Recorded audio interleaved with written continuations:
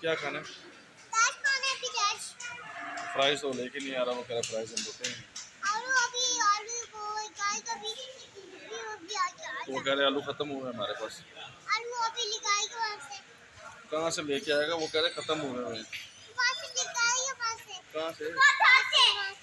तो फिर क्या करेगा?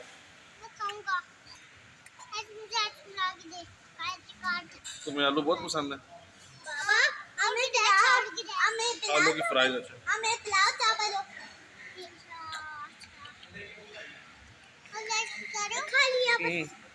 क्या कह रहे?